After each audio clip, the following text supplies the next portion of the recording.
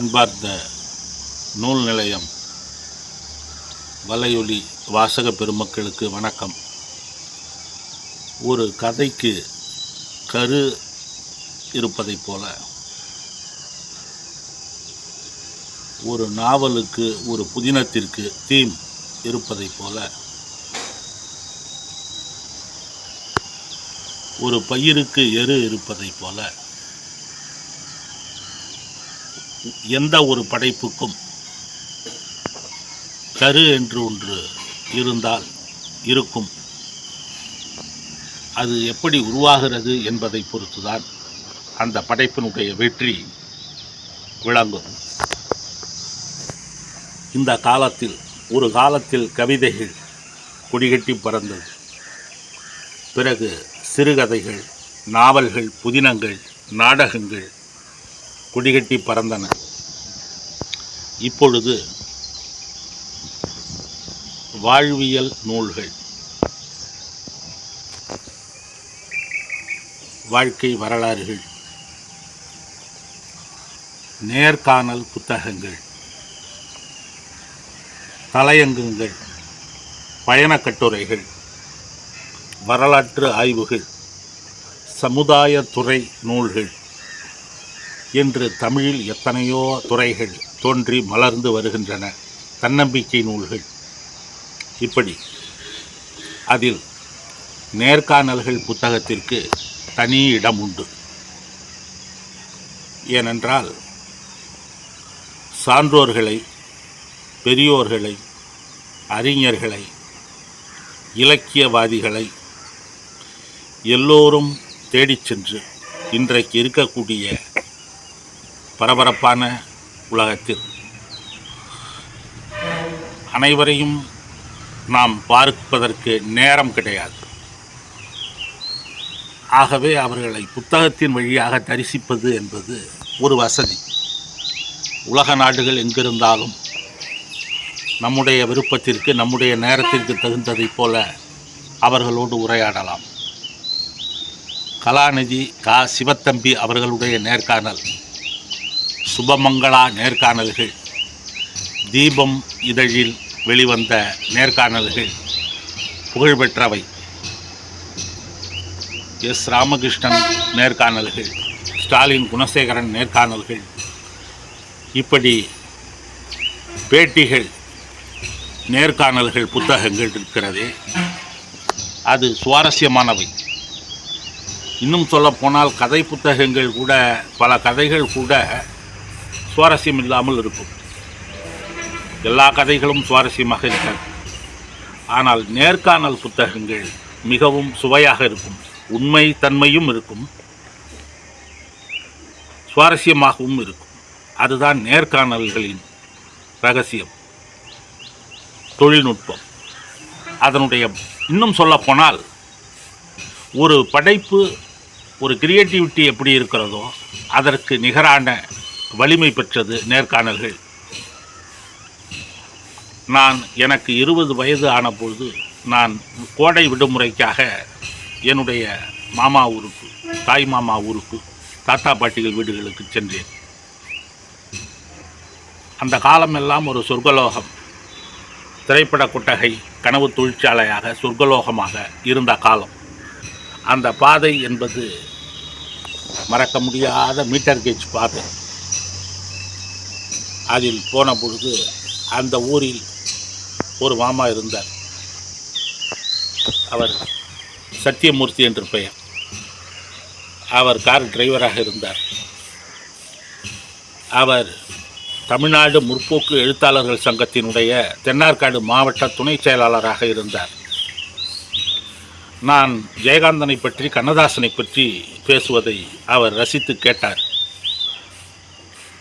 பிறகு ஒரு நாள் மாநாடு, கடலூரில் தாமுயசா மாநாடு நடக்கிறது, வருகிறாயா என்று கேட்டார். வருகிறேன் என்றேன். காலையில் புறப்பட்டு சென்றோம். இரவு திரும்பினோம். என்னுடைய 20 வயதில் நான் 3 முக்கியமான மனிதர்களை பார்த்தேன். அந்த மாநாட்டை திறந்து வைத்து காலையில் சிகரம் செந்தில்நாதன் அவர்கள் 1 மணி நேரம் பேசினார். கடலூரில் காலையில்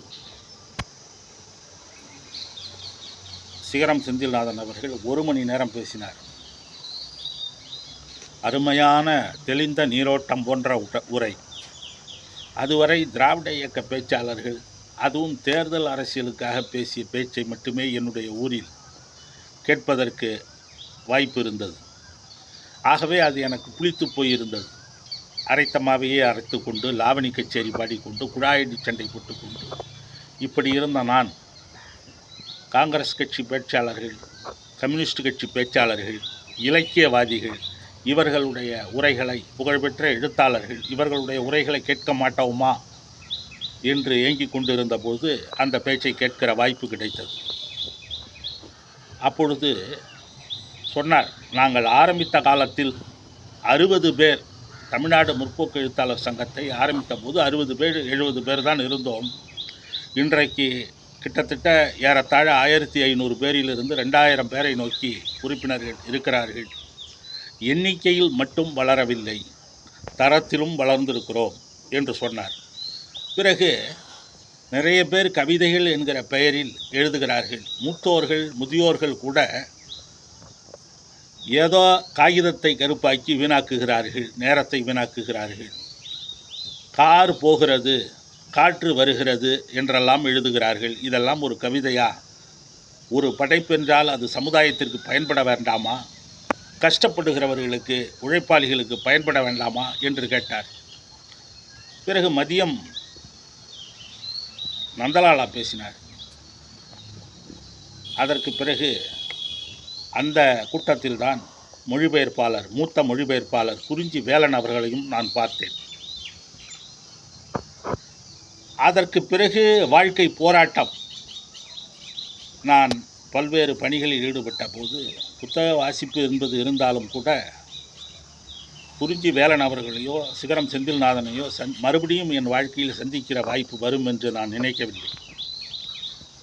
பிழைப்புக்காக பல்வேறு வேலைகளிலும் மக்சிம் காட்சி ஈடுபட்டதைப் போல நானும் ஈடுபட்டேன். 45 வயதில் ஒரு வாய்ப்பு வந்தது.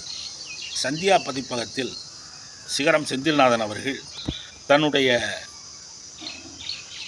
வழக்கறிஞர் பணியை மகனிடம் கொடுத்துவிட்டு கொஞ்சம் ஓய்வு எடுத்து கொண்ட பிறகு 70 வயதுக்கு பிறகு கொஞ்சம் நூல்கள், புத்தகங்கள் எழுத ஆரம்பித்தார்.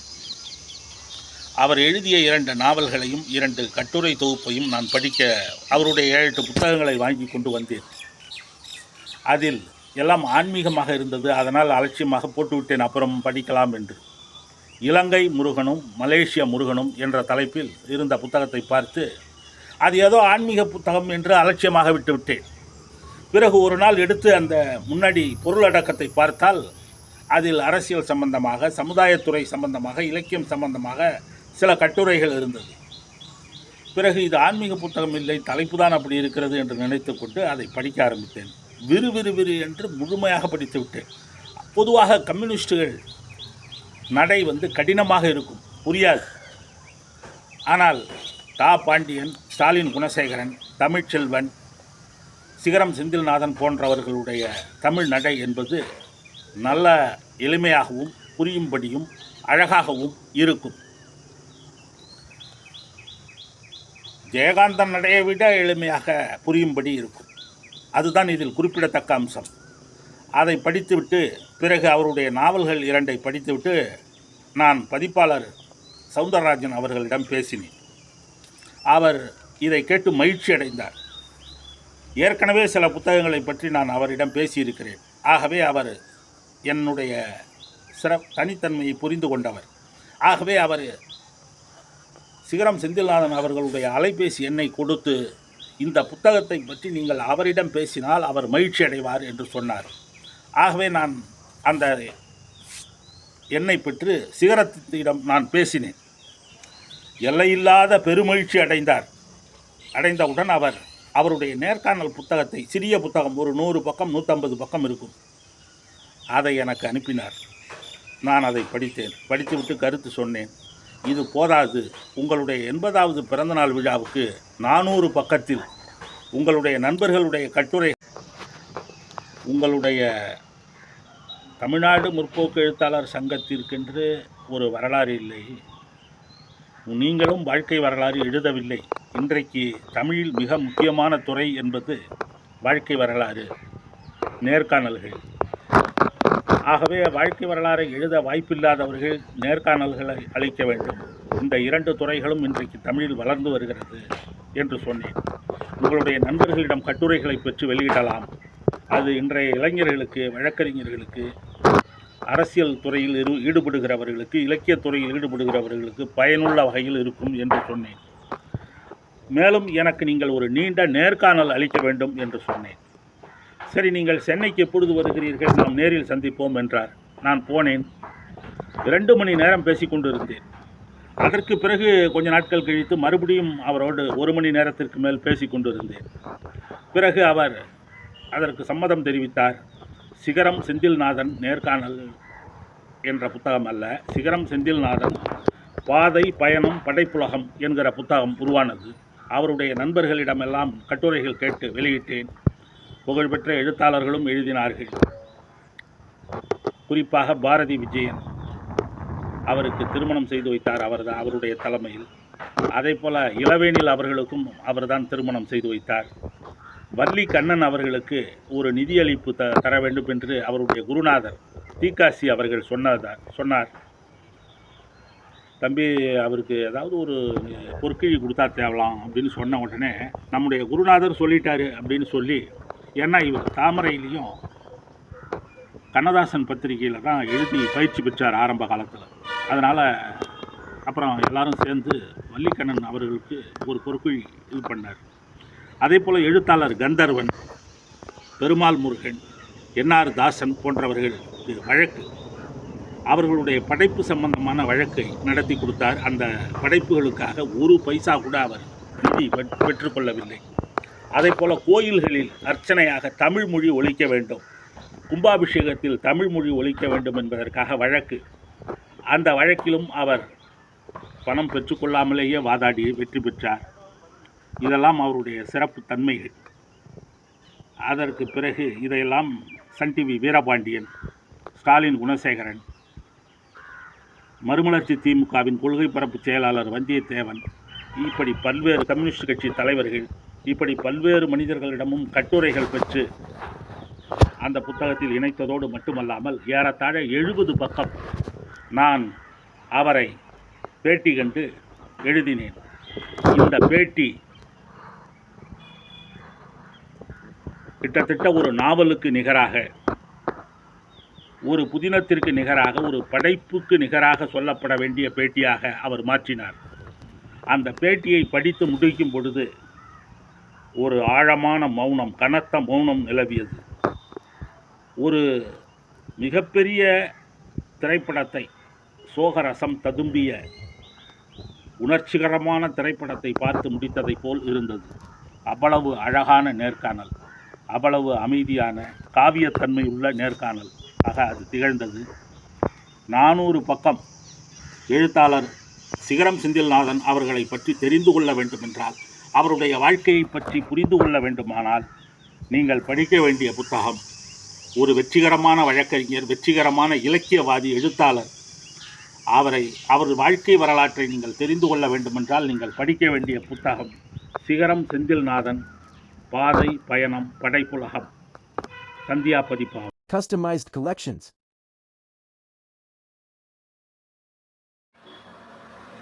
கலைஞர் மு. கருணாநிதி தீக்கதிர் ஆசிரியராக இருந்த எஸ்.ஏ. பெருமாள், நாவலாசிரியர் டி. செல்வராஜ், வள்ளிக்கண்ணன், தீக்காசி போன்றவர்களும், கு. சின்னப்ப பாரதி போன்றவர்கள் அவரை பற்றி ஏற்கனவே சொன்னதையும் எடுத்து வைத்தோம். அதில் ஒரு அனுபவம் கிடைத்தது. பே. மணியரசன் அவர்களும் கட்டுரைகள் வழங்கினார்கள்.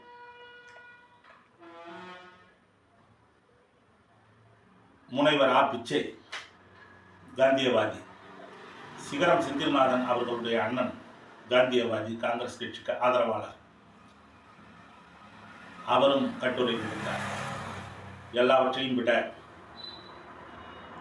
உலகத்தில் எல்லா இடங்களிலும் இருப்பதைப் போல கோஷ்டி மோதல்கள், படிப்போர் இருப்பதை உணர்ந்தேன். அதில் சில பேர் கட்டுரைகள் கொடுக்கவில்லை.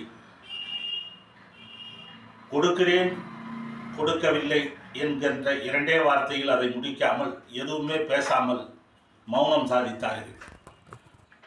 என்னிடம் அது நடக்காது. நான் என்ன செய்தேன் என்றால், எங்கள் ஊரில் சரியான அந்த குழு ஆட்டம் விளையாட்டில் ஆட்கள் பலவீனமாக இருந்தால், ஏற்கனவே எங்கள் ஊரில் பயிற்சி பெற்று இன்றைக்கு வெளியூரில் இருக்கக்கூடிய பிளேயர்ஸை கூப்பிட்டு வந்து நம்ம ஊருக்காக ஆட சொல்லுவோம். விளையாட்டு போட்டி எங்கள் ஊரில் நடக்கிறப்ப என்ன செய்வோம்னா, கொஞ்சம் டீம் வீக்காக இருந்ததுன்னா எங்கள் ஊர்லேயே ரொம்ப சிறப்பாக விளையாடி இன்னைக்கு வேலைக்காக வெளியூரில் போய் இருக்கிறாங்களே அவங்கள மறுபடியும் நம்ம ஊருக்காக வந்து ஆடிட்டு நீங்கள் போங்கன்னு சொல்லுவோம். அந்த மாதிரி ஸ்டாலின் குலசேகரனை தொடர்பு கொண்டு பேசினேன். வந்தியத்தேவன் அவர்களை தொடர்பு கொண்டு பேசி, நீங்கள் இந்த பள்ளத்தை நிரப்ப வேண்டும் என்று சொன்னேன். அவர்கள் மிகச்சிறப்பாக விளையாடினார்கள். மிகச்சிறப்பாக அவர்கள் பங்களிப்பை செலுத்தினார்கள். ஆகவே இது வெற்றிகரமாக வெளிவந்தது. இது அதில் முக்கியமான ஒன்று. நன்றி, வணக்கம்.